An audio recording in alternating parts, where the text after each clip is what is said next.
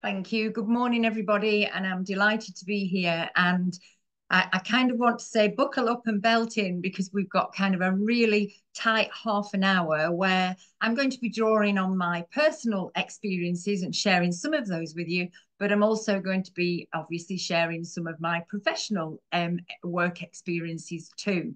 So exploring that sort of presentation of autism and boys and understanding those differences in developmental pathways, but sending you away with some takeaway ideas and strategies to use and to support you in helping your boys and yourselves to feel great about the fact that your child is just developing a little bit differently, perhaps, to those peers or those other children at nursery or at school or wherever their other social environments might be. It may even just be siblings that they're differing in their developmental pathway too. And often the way that we kind of start is with a wonder. We kind of start with that stopping point of thinking, actually, what is it that's kind of not quite the same? And I'm going to share a couple of wonders that I had about my grandchildren many years ago. So I was pushing my eldest grandchild in the pram. His first Christmas, he was born in September. So, sorry, his second Christmas. He was born in September, and I was pushing him along in the dark, a light, Christmas light switch on. And he suddenly came out with, "Look, Nanny, stars." And people around me were sort of looking around to think, where on earth did that come from? Because this very articulate 15-month-old was speaking incredibly well for a 15-month-old. And his language development was definitely not that we would expect to see in a child that age. And my history many years ago had been in nursery nursing. So I kind of knew that this wasn't a typical developmental pathway. I'm also mum to three boys, and um, they definitely hadn't spoken as articulately or as well or as early, whilst one kind of had, but not quite to the same extent. So that was my wonder. And then I have another grandchild, and his wonder came when he would get very upset if you just smiled at him. And he was around sort of 2.5, 3. And if he was doing something cute and you smiled at him, he'd be very distressed. And so those kind of different presentations are often our starting point of wondering what's happening here for our little boys that are developing differently. But the next thing is the work questions, the why, the what's, the hows, the wheres and the who's. And so we have to then think, well, why is this child developing differently to that of his peers? And try and not be afraid of thinking, right, well, this is going to be a different pathway. Try and think of the things that are going to work well and get knowledgeable, get empowered, get strategies on board so that then we're good to go and we're not feeling scared to take action, that actually we feel empowered. So let's just go back to that wonder. Okay, so the wonder is probably going to be around things that we've noticed. It's going to be around things that we've observed. It's going to be around that gut instinct. We're going to be thinking, that's a bit strange, or that's a bit different. All the other children are playing on the equipment in the park, but my little fellow just wants to climb a tree as high as he possibly can. He doesn't seem to have any awareness of danger. He doesn't seem concerned about being with his friends, even though we had a play date and we arranged to go to the park together. So lots of those kind of stirring our thinking, stirring our wonders can happen. Or it might be as a parent, as this little chap, that actually playing on the beach for him takes a very different form and looks very different. We're observing different behavior. The child themselves doesn't look any different, but the way in which they are enjoying their play can look very different. Play is a wonderful example and a wonderful opener for us of noticing those differences in the way that our boys do play. And classically, I think we're really in danger as human beings of trying to stereotype everything. So classically, we tend to think of boys being concerned about our boys if they maybe line up their cars on the windowsill or turn the cars over and play with the wheels instead of rolling them on the floor and playing pretend.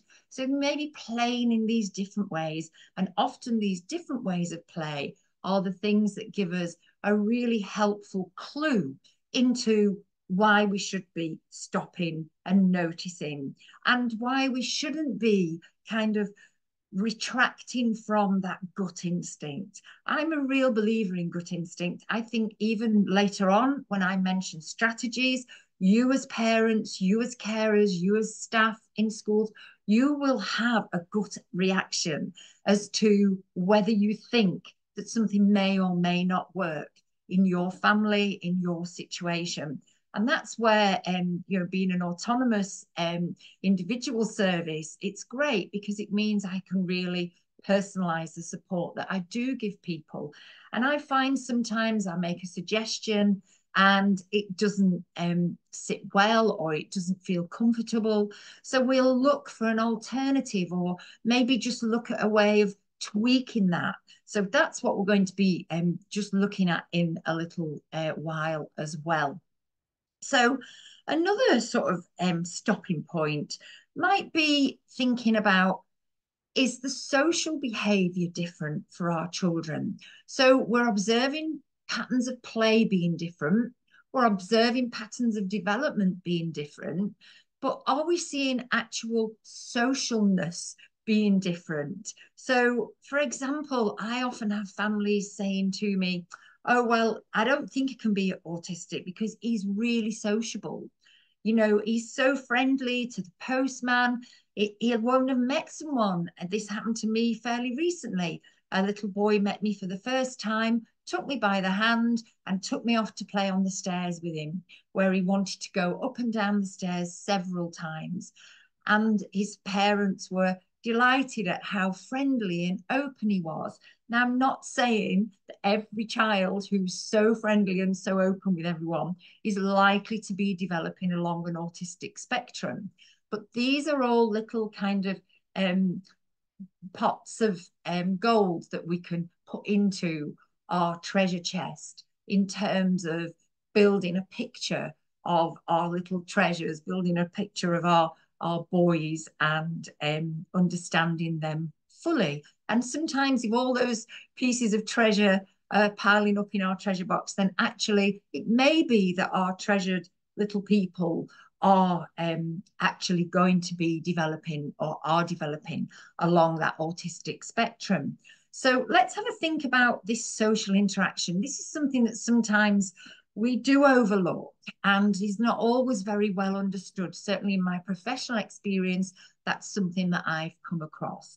And I'll come across families that say things like, and teachers that say things like, you know, he'll sit on the other children rather than sitting where he's supposed to, or, you know, he wants to constantly lean on somebody, and he's just, you know, in everyone's space.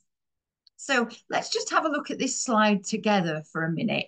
And even if you're listening in, because I know, you know, we're busy lives, but even if you're listening in, just see if you can just glance for a moment at this slide. And I'd like you to draw an imaginary line where you think there's some social interaction going on here, and some social behavior that we're seeing here that we perhaps wouldn't expect to see quite so much in a 3 and a 6-year-old. So I'll just give you one sort of second or two to just think about where those lines, we might draw those lines.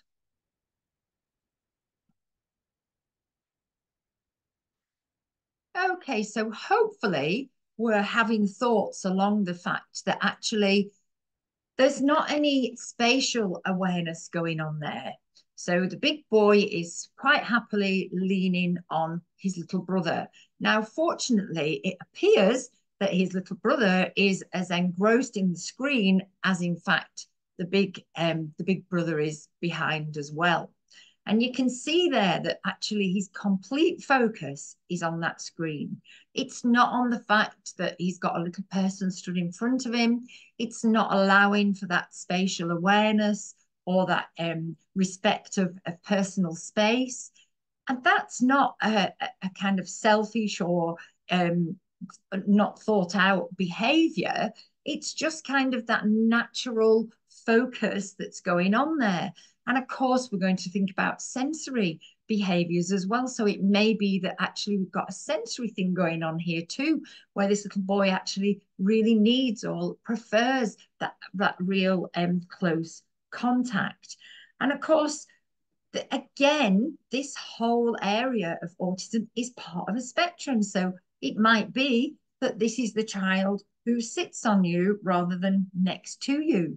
It might be that actually this child is described as overcautious, and another child might be one that walks on tippy toes and is very considered in their movements, and perhaps holds back or is a bit more cautious, whereas some children might hurl themselves around. And so I know that there are little boys who just seem to want to hurl themselves over the sofa and spend several hours with the Lego and, really concentrate on all of those sort of different ways of behaving. But I focus on those different ways of behaving rather than concentrate. But that focus can often be a real clue, one of those like red light, let's stop and have a think. So another red light that we're going to just have a think about is those areas of development. And this profile is spiky. It's often described as that by psychologists. It can mean that we see a different behavior pattern, that we see different reactions and responses. I wish I could reprint those t-shirts that say, I'm not autistic, I'm not naughty, I'm autistic. Because actually all children, aren't naughty. They're reacting or responding to a stimuli that we don't necessarily always understand or can decode, but they're not being naughty. And certainly that's right for our autistic children. Their reactions or responses, their understanding of a situation and the management of that situation might be challenging. And we live in an age where obviously our understanding of autism has improved massively. But I heard on a podcast recently that actually it's human brains that are looking at human brains. So in many ways, this has led to great success. But actually, our neuroscientists have revealed lots more information about the development and function of our human brain, and especially in relation to autism. But of course, it's all within the parameters of our brain's understanding. So, but what that's done is help to give us a clearer pathway for supporting our children. And when we think about if we looked at a group of 3 or 4-year-olds, then that's great because generally we can see this behavior pattern, excuse me, that we've got up here on the slide. But in reality, for our autistic community, if we have a group of 3 or 4-year-olds in our class, then those profiles are going to be developmentally very different. They might be doing what we can see here as behavior for a preschooler in infancy and vice versa. So often we see those less predictable patterns of development. And some years ago, I had the privilege of doing some additional training with Gina Davis. She's got attentionautism.co.uk, and she really does emphasize the importance of understanding those triggers, thoughts, and being on board with lots of knowledge and information in order to encourage and model the way that things can play out, the way that we can work with our children. So we can think about our newborns, such as perhaps they were an easy baby, or it could be that they were a baby that we couldn't settle very easily. In infancy, it might have been that they were only ever happy in the bath or the baby carrier, or they may have just wanted to be laid down and left alone. Our toddlers might have wanted to play either isolated or with lots of people around. So thinking in terms of those differences, sort of if we think about our school age children, coping well so long as everything goes to plan, but not very happy if things change. And I know preschoolers who have got very upset if their usual cup isn't available, or what they see as their bucket in the sand tray isn't available, or another child touches it. So those are kind of the outlines of our thoughts and thinking. And so we need to think, right, well, how can we move with this? So we've had our red thoughts and we've had our amber thoughts, and now we're going to go to our green, our action thoughts. So we've had our whys, and now we're thinking about what can we action. So we need to think, first of all, how can we make sense of it all? So how can we make sense of communication? So we already agreed that actually the developmental pattern of communication may well be different. So now we need to take some thoughts on board about some of those information triggers.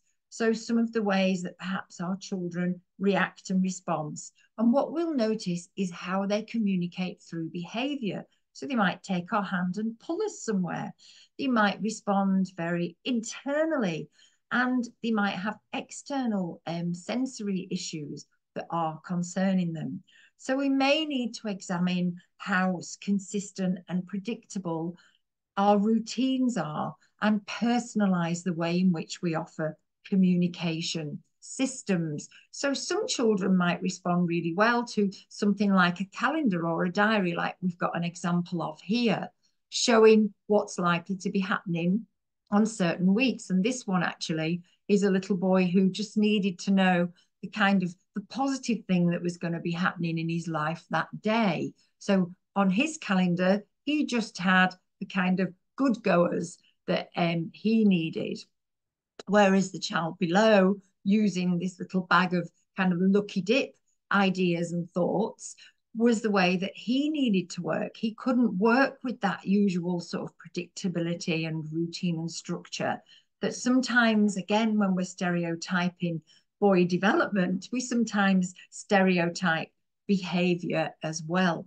And when we're thinking about, things like being consistent in our communication, then these are kind of things that we need to be thinking about. Are we using the same label for things that happen every day in our children's experiences? So are we offering them plenty of consistency and support in their communication and the way that the communication is developing? And it's likely for our boys that their communication development is different. The little boy that I mentioned earlier that got upset if we smiled at him, he would be very distressed, and his language development needed a lot of visual support. Whereas the other little boy, his language was so articulate that sometimes it would be assumed that he had a greater understanding of a situation than he really did have.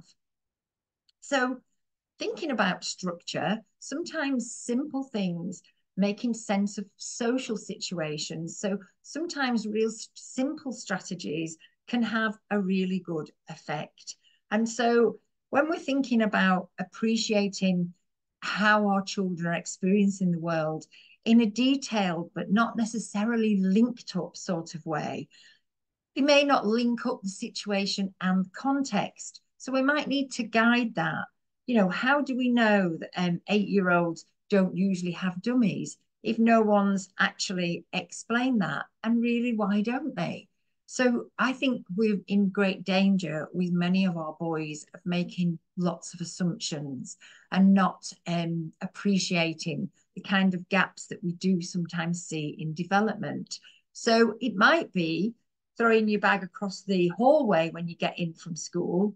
It's not because we're being awkward or leery, but actually it's because we don't know where to put our bag. And I know, most of the pictures that I use, the majority in actual fact, are taken from families who I've worked with.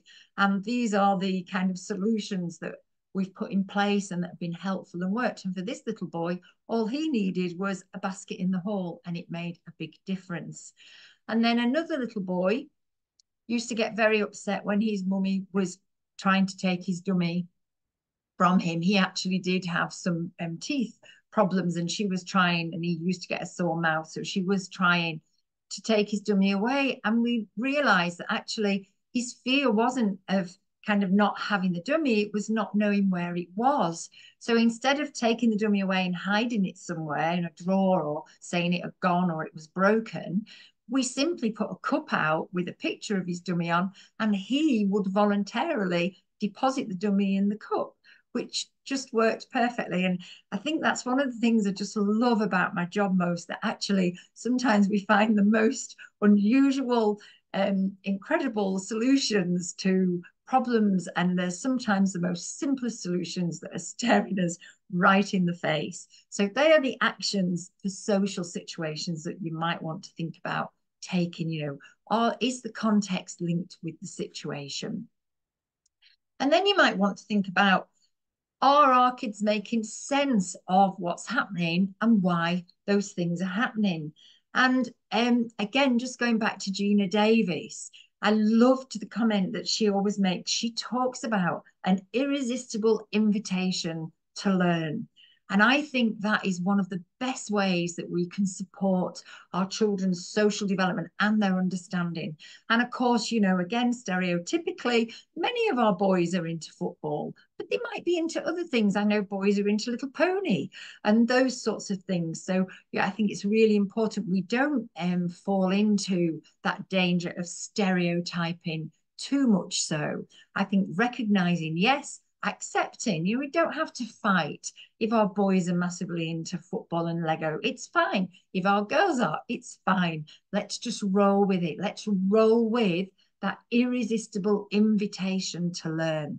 So you can see here for this little boy, he needed some support in choosing things he could do for himself, checking in things with an adult, and things that he needed to do.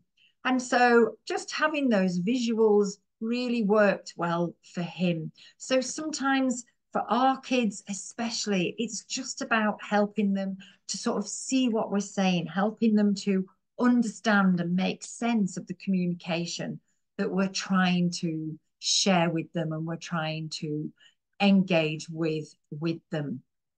And so thinking in terms of making sense of our senses, which again is so individual for many of our children.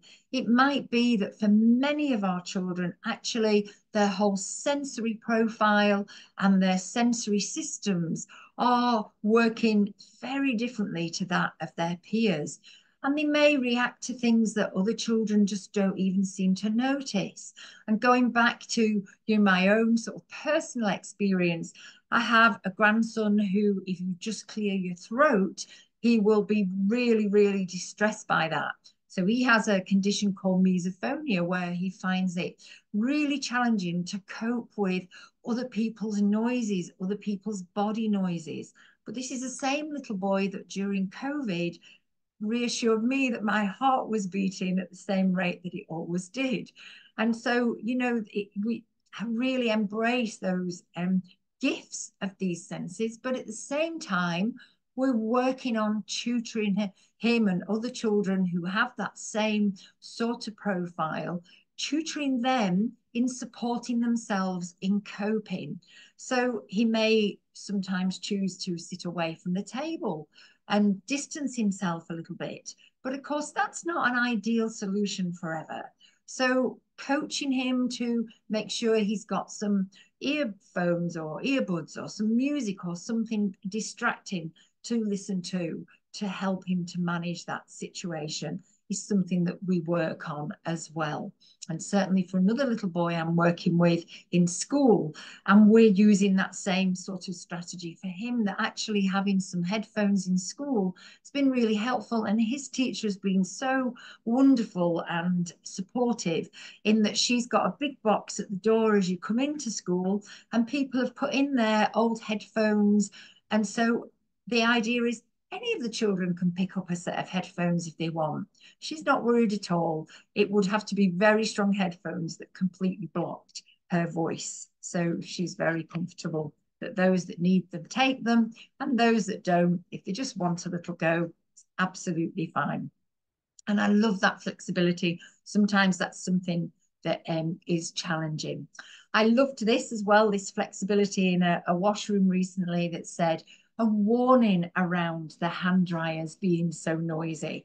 And for our children, sometimes that can be enough, just giving them a warning, just preparing them ahead of time.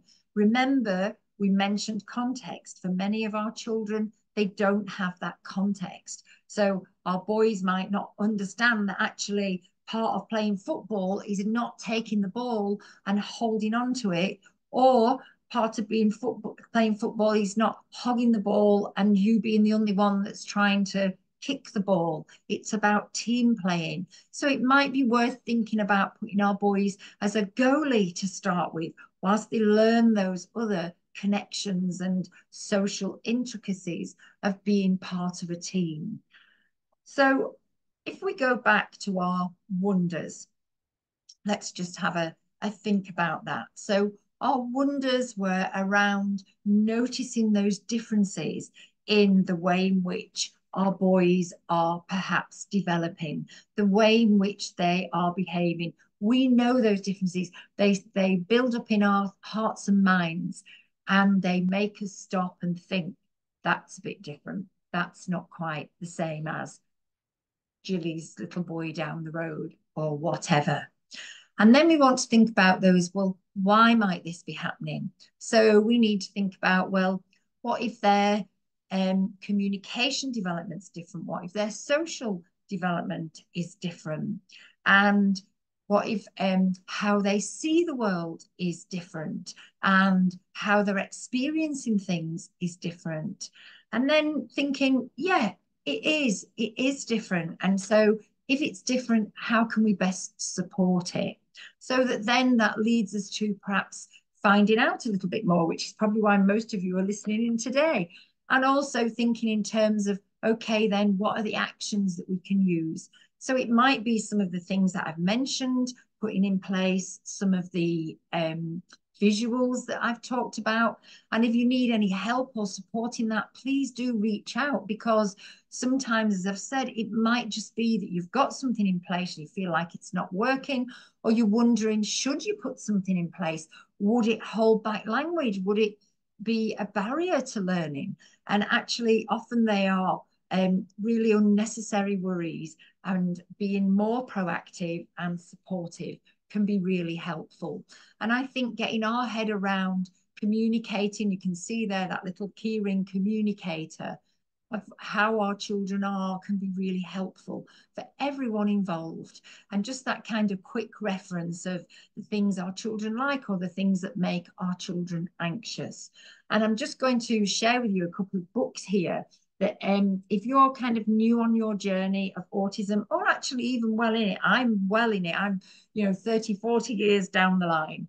And I still loved this book by Heidi Maver, Your Child Is Not Broken. It's a really lovely, warm, hot, warming read. So I really advise that.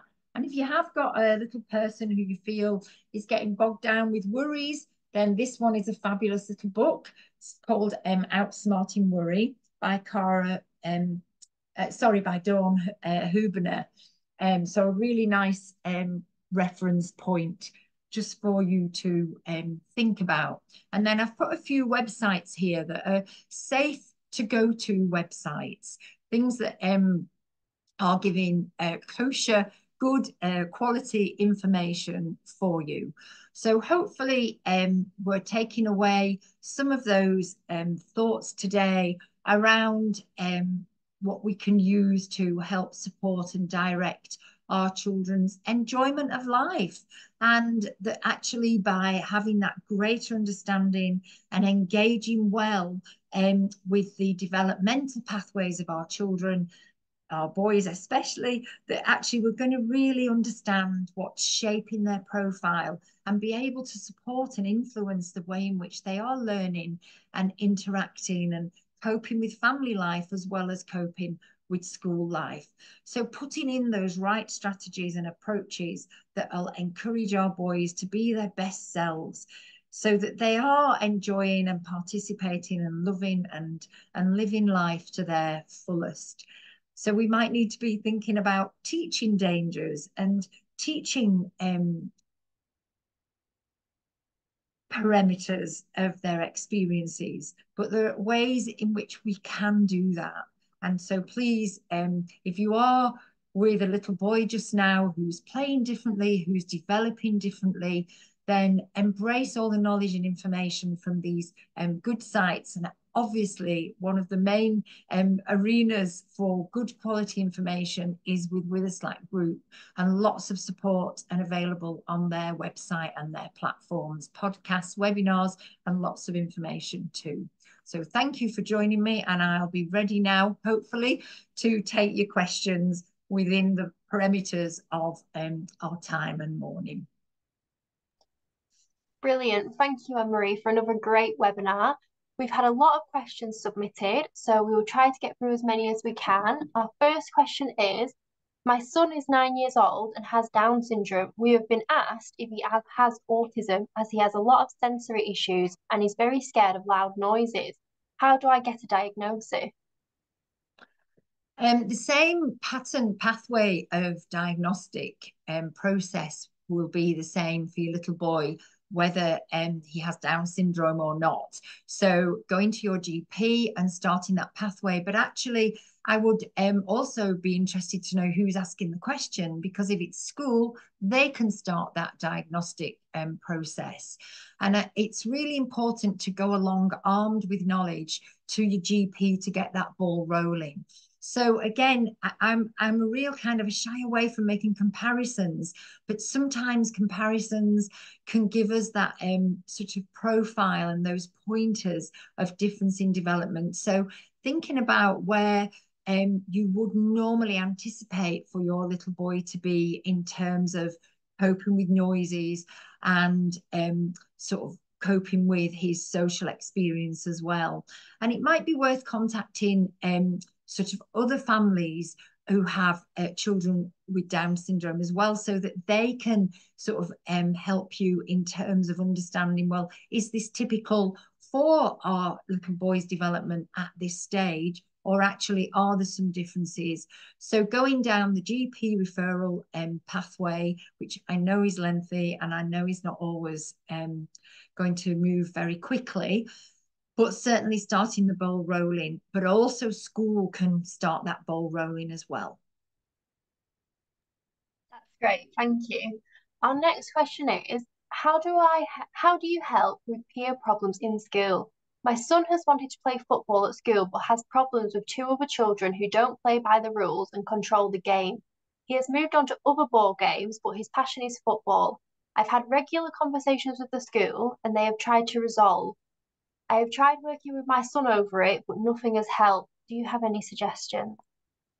I think sometimes if we work in a kind of modeling sort of way, and I think doing lots of play at home with him, and even, you know, I'm thinking of the old-fashioned Subbuteo games, those kind of old-fashioned sort of hands-on rather than gaming experiences, can actually give us an opportunity to sort of, you know, break the rules and make sure that it's only the ref that's having to pick up on that. And so, you know, that's the referee's job. So I think really kind of helping our boys to see where the roles, the definities of roles are. And certainly talking to school, I mentioned in my presentation, didn't I, about, you know, it can be a good place to start our boys in as a goalie, or even making them the referee, giving them the whistle and the red card and the yellow card. So, you know, using those skills, there's no reason why we can't actually embrace that actually our boys are great at noticing when there's a rule broken or a foul committed. So I think it's a great shame to move our kids off of what they love and what they enjoy, purely because their social understanding, not just of what the interplay of a team game is, but actually the role of each individual socially needs to be really sort of spelled out for our boys. So, you know, putting labels on actual football figures and moving them around. And I know they're sometimes hard to get hold of those hands-on activities, but for our boys, they can be absolutely great. They can be a really good learning tool. So, you know, have a think about, is there something you could do in that way? Thanks, Anne-Marie. Our next question is, I find it hard during meltdowns to get him to participate in anything like sensory visuals or sensory areas, as he just screams and then afterwards won't talk to me. Do you have any advice? Yeah, don't try, basically, because when we're in that state of panic, that actually we're in what we call a meltdown. You know, lots of people have different terms, and we're not going to get into that right now. But actually, for this mum or dad who's mentioning this, that meltdown is kind of that cup has overflowed. And until the spill is finished and soaked up, there's not a lot we can do at that point. So prevention is clearly better than cure. So the more we can put in, the more layers of prevention to that build up of a meltdown, or where we need to be really focusing and concentrating and working very hard and trying to put in strategies after that spillage is really fruitless for all concerned. So it's really about picking up on the prevention of that. And then, yes, obviously, we've got to soak that spill up, haven't we? We've got to scoop up as best we can. And that can be, you know, sometime after, it might be an opportunity to say, you know, when you got so upset with X, Y, or Z, we could perhaps have tried this beforehand, so that we're working in that sort of preventative, proactive sort of way rather than trying to soak up the spills. Thank you. Are there any recommendations on how to speak to my son about his autism?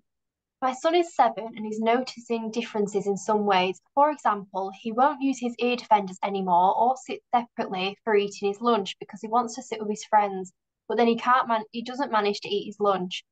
I haven't explained to him yet about his autism and I don't know how best to do it. His speech is delayed, so it's hard to speak to him verbally.